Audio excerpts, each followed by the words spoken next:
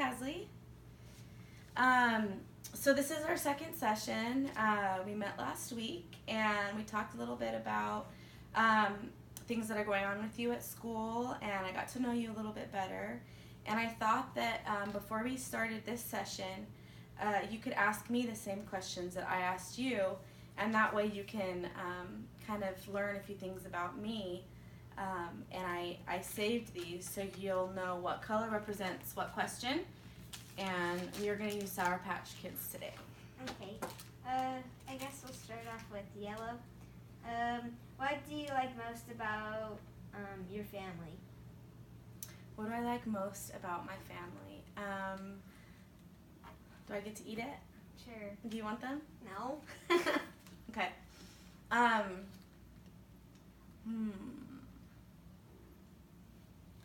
love that I have the best daughter and the best dog. What about your husband? He's pretty great too. Okay. Green. Best words to describe you. Ambitious.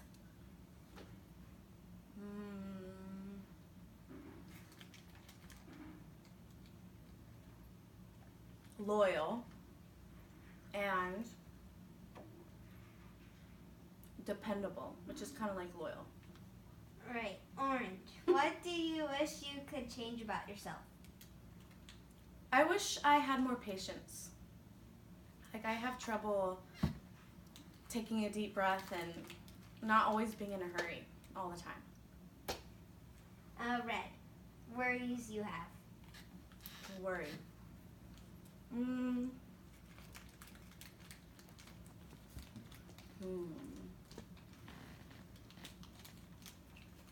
I worry about, I'd say my worry is kind of close to yours about, what are you laughing about? Where'd it go? Oh. My worry is similar to yours, that something will happen to my pet that I can't control. And blue. Wait, what is that one supposed to represent? Purple? Go ahead and use purple, yeah. The favorite hobby? I think my favorite hobby would be traveling to Mexico with my friends. Okay.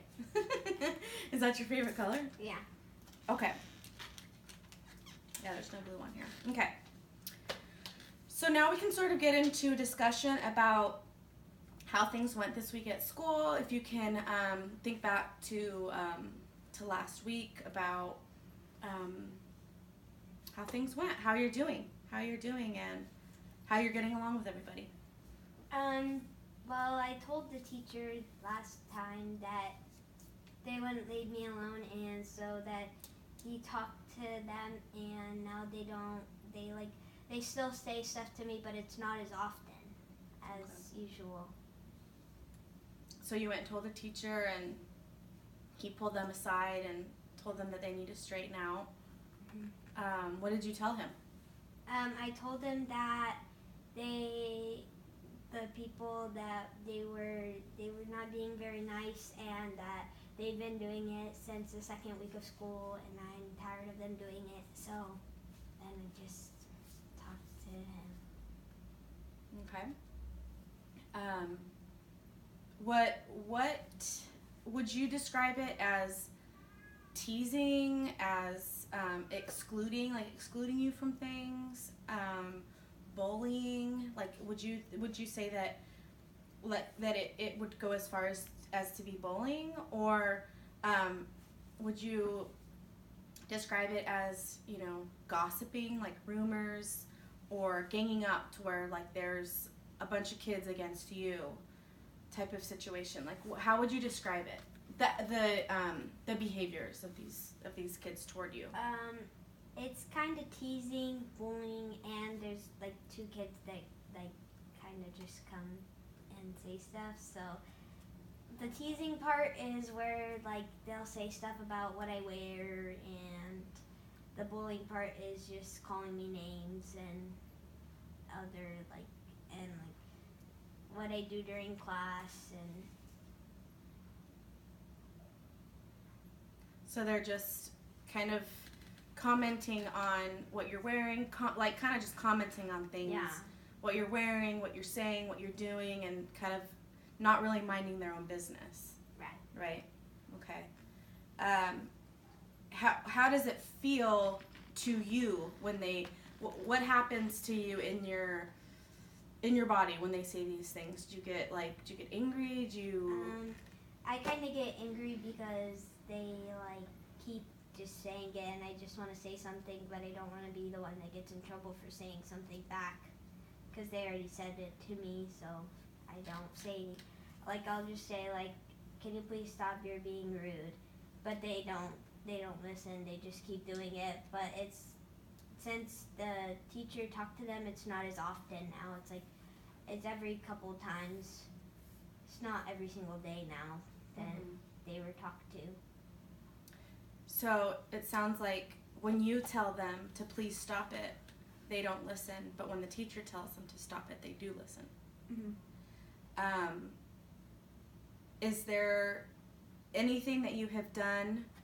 So it sounds like normally they push you, they say things mean about you and to you, and you try and ignore it, you try to focus on schoolwork and other things, but it will eventually bother you because they won't stop, and then you'll ask them to stop, but they just keep going. And then I say something back to them, and then they're like, okay, well, you're doing it back. Well, then I will be like, well, you've been doing it to me, so, I mean, it's not right for me to do that, but they don't really listen, so. Right.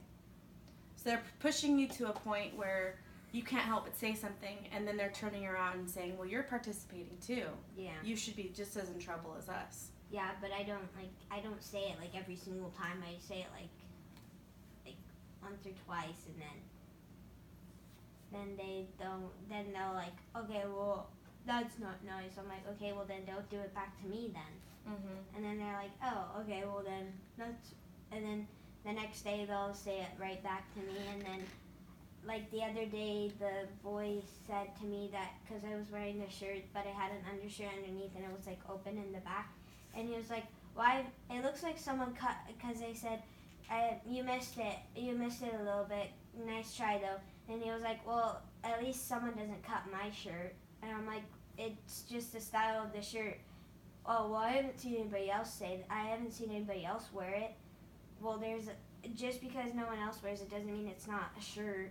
So then I told the teacher, and he said that don't listen to him, but he was going to say, well, stop being rude to people like that, and it's not very nice. And sounds like teasing. Yeah. It's for silly reasons, just to kind of get you worked up. So have you done anything in response to them that worked other than the teacher having to get involved? I mean, can you think of a time where you weren't continually agitated because it just kept happening? Maybe a time where you reacted a different way and it made it stop, and it made you feel good because, you accomplished that.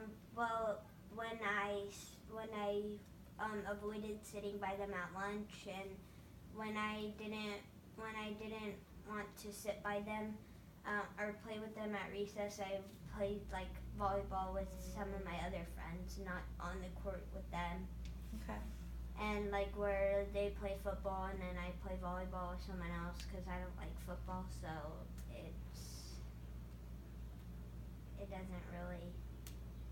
But it stops when I avoid doing stuff with them or saying stuff to them.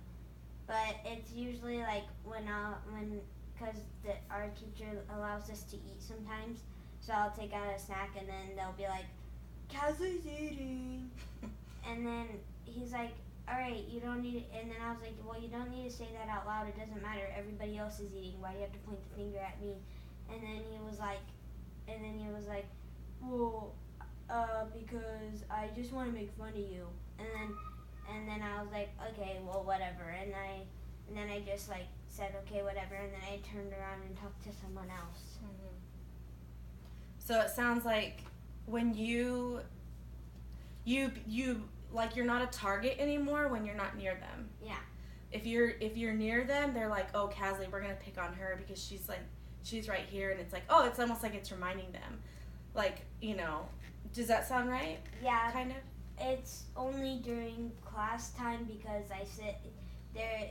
There's one right here, and then my friend, and then I'm sitting here, and then my other friend, but all of them mess around. So it's like these like 5 people up here, and then the rest of them back here, like all mess around. So I don't know what it is. They just like it's not that the girls say anything much. It's just mostly the boys.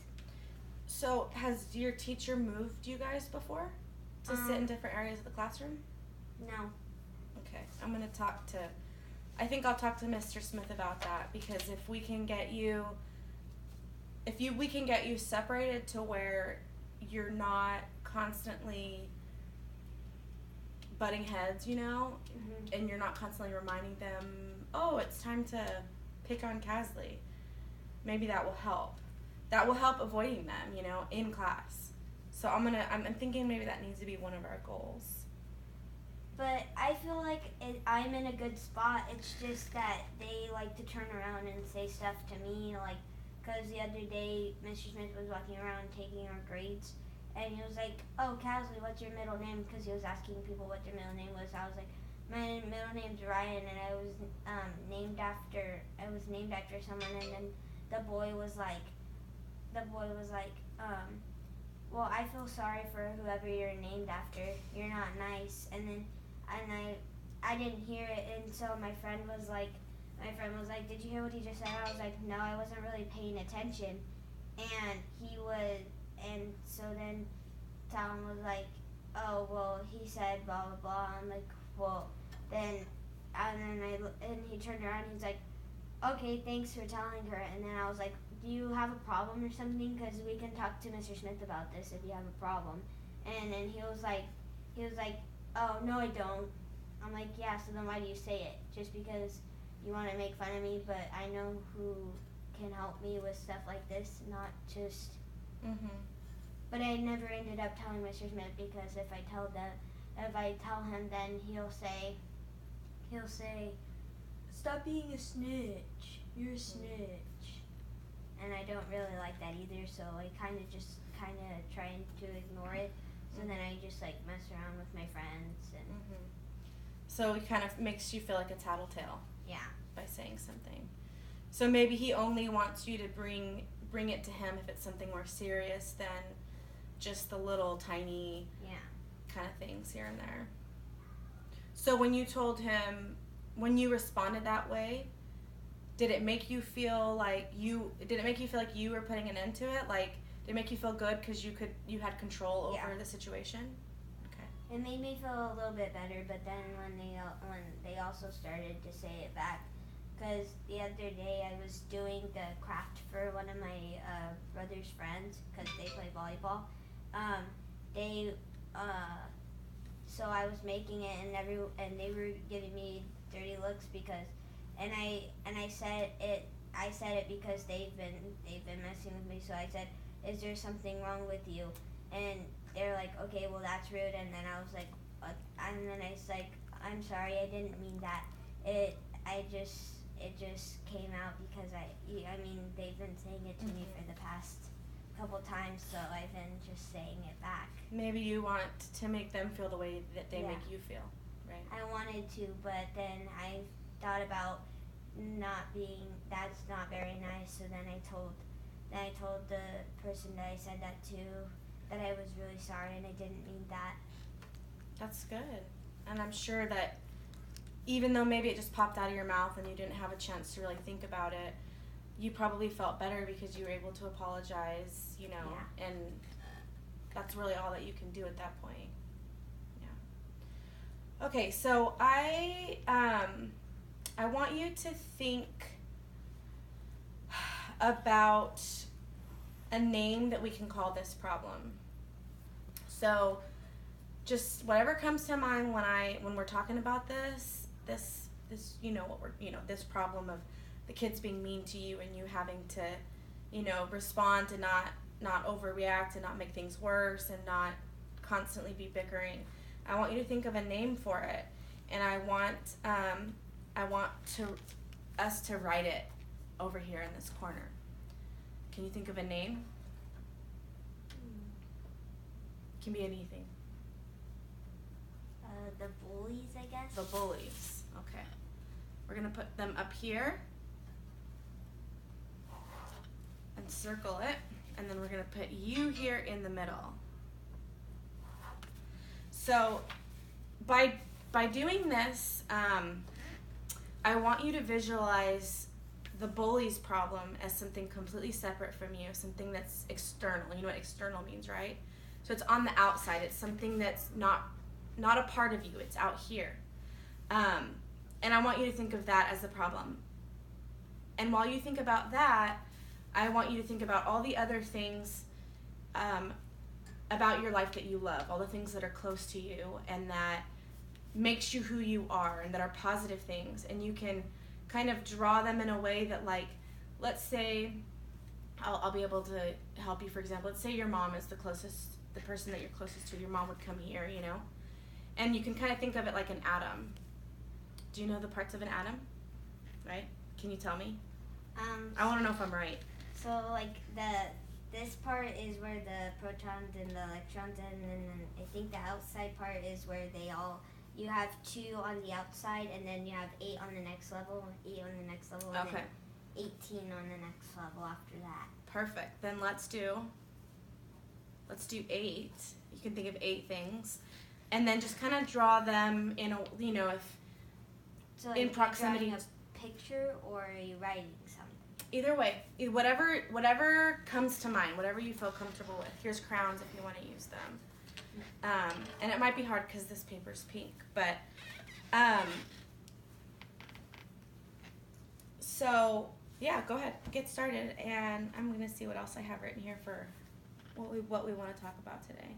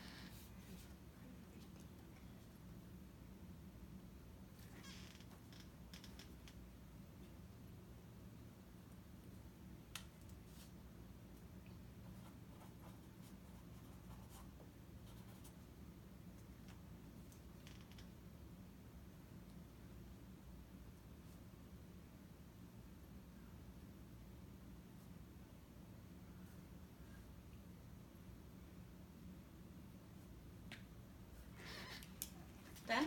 Yeah. Okay, why don't you explain to me what you have? Okay, so so we were writing about things that I enjoy from outside of this. Mm-hmm. I enjoy spending time with my mom, my brother, my dad, and then getting to see my cousins, and then doing like art after school, and doing volleyball with some different friends, and basketball with some other friends, and then like occasionally getting to go to dinner with other family like that we have, not just the four of us. Okay, cool. Okay, so this is great. I love this. There's a lot of positive things in your life, and I want you to focus on these things, these great things that you have, and remember that this problem over here, the bullies problem is way out here. It's completely separate. I want you to think of it as something that is not a part of you. It's just kind of a problem, and these are things that are going to be consistently a part of your life and make you who you are. Okay? Let's work on that, and I want to ask you how that worked, sort of putting yourself in that mindset. Next week when we meet, I want to ask you like how that worked, right? And then if someone says or does something mean to you at school, I want you to keep avoiding and see if that. I know that the teacher sort of helped out, and that's been a step in the right direction, but when they're bothering you, or when you know they're going to bother you, I want you to, because you can't control what they're doing, right? You can only control what you're doing. So I want you to work on avoiding them completely, right? When you're out playing sports, and when you're at recess, and when you're at lunch, just you have friends that you get along with, and I think you need to maybe even encourage them, like, guys, let's not even go, talk to the boys. Let's just talk about things we love to talk about, and not be bothered by that. And then I want to talk to Mr. Smith about maybe there being a better way for you guys to sit. I know you said you're in a good spot, but maybe we can do some research on ways that students can kind of be disengaged from each other by the way that they're sitting in class, and maybe kind of switch that up and see if that works too. Okay? Okay. All right, well, I'll let you get back to class, and we'll meet again next week. Okay. All right, thank you. Thank you.